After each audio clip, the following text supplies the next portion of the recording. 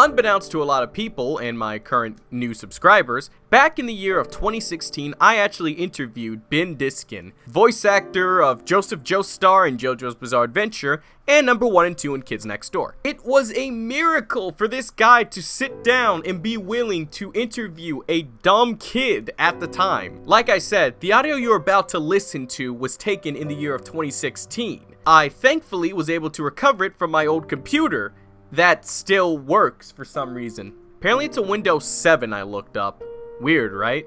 So I have taken the liberty to re-edit some of the audio so that it could be somewhat better quality than it was back in the day, and added some visuals for people to, I guess, look at as the video goes on. Only side note before I start is that the audio on my end was really bad. Number 1, it was really low so you could barely hear me, and number 2, I sounded terrible. I had no confidence. So I decided to, without changing anything I said back then, dubbed over my old audio so that it could be a little bit better and pleasing to the ears. Also, Ben, if you ever see this, would you like to do another interview years later? It's a long shot, but, you know, why not?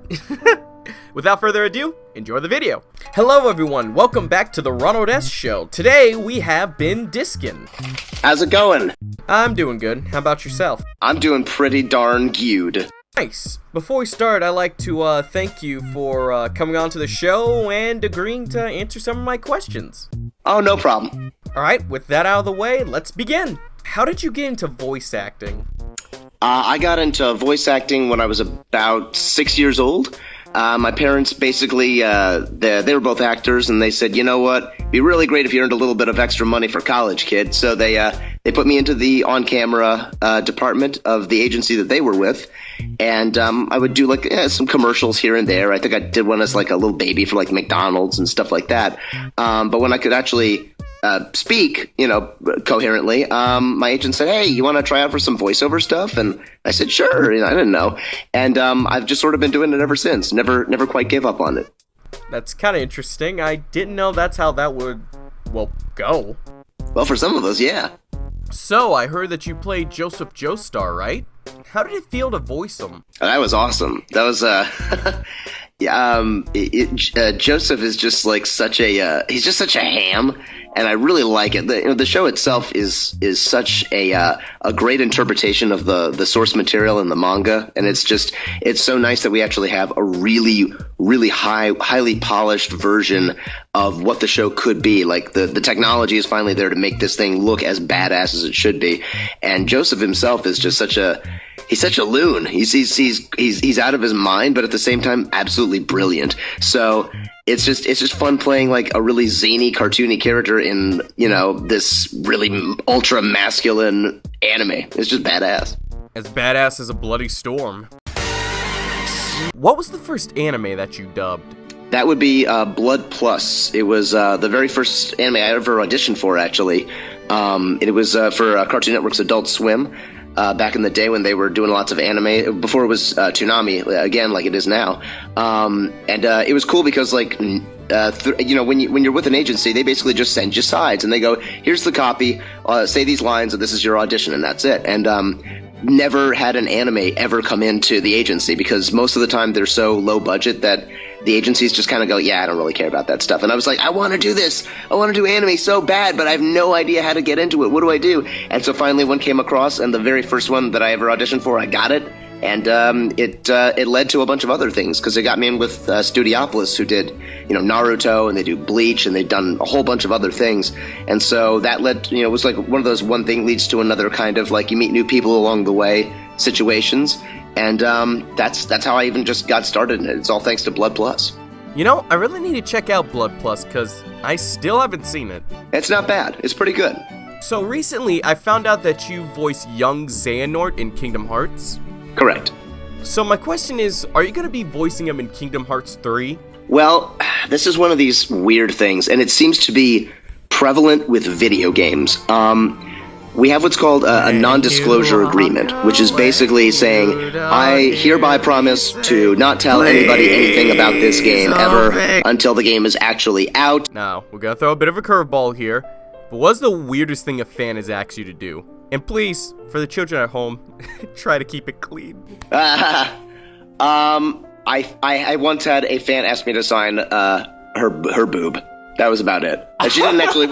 She didn't whip the whole thing out, though. To be perfectly clear, it was just the top, and made sure that she was 18 or older, so it was okay. But that's probably I don't get too many weird requests or anything like that. Yep, that one definitely takes the cake, all right. Was it fun to voice number 1 and 2 from Kids Next Door? Oh no, I hated it.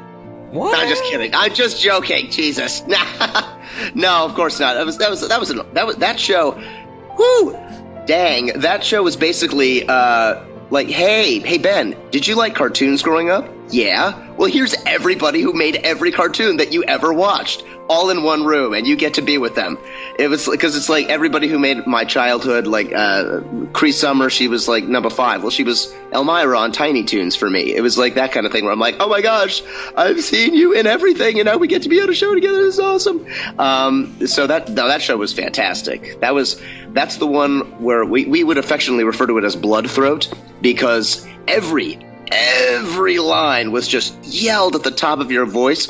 So now that I've done that show, it's kind of like, oh, sure, yeah, you want me to do some sort of yelling for a video game? You want me to scream at the top of my lungs in an anime? That's fine. Yeah, it's no big deal. That doesn't hurt. I'm used to this crap. It's fine. Because that show just kind of, it put me through the ringer. But it was an awesome experience. I can imagine. All right, last but not least, do you have any advice for any future voice actors? Watch your back. No, I'm just kidding. Do you mean people who are like already working, or people who want to be working, or whatnot? Probably trying to get into the field. Okay. I would say, let's see. First of all, make sure that you're an actor.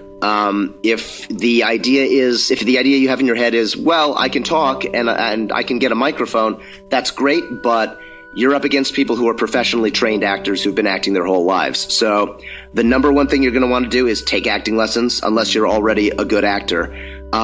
If you've got that, that's good, but then you also have to consider, is it worth the move? Because for most people, like, they're not just going to simply stay where they are. Like, it usually involves some sort of like an actual physical location change, like moving to Los Angeles, moving to Texas, moving to New York, moving to Canada, but like moving somewhere where there's a real burgeoning, or I don't know if burgeoning's the right word, but there's a real serious animation or dubbing or video game voiceover market. Because like I said, these guys, they don't want you to do it from home. They want you to actually show up at a studio and do it there. So the number one thing is make sure that you have it all planned out. It's that it's really, really something you want to do, and it's not just like this thing that you go, oh, that seems kind of fun. Yeah, I mean, I could totally do that. Yeah, why not? Because it's like buying a house. It's a serious career change, and if you're not actually ready for it, both emotionally and financially, you're gonna drive yourself crazy, and you're gonna waste a whole bunch of your own time and money, and you're not gonna be so happy with your decision. So basically, as long as you got all your ducks in a row, and it really is still something you want to do, well, then I say go for it. Because, you know, if it's your passion, it's your passion, and you should totally pursue your passion. Yeah, that's honestly some A+ material there. Thank you. Hell, I'll even take that to heart. Well, that's pretty much all my questions. I want to thank you for taking the time to come out. Well, not really come out, but going online more or less. Yeah, there you go. There it is. And yeah, just answering my question. My pleasure.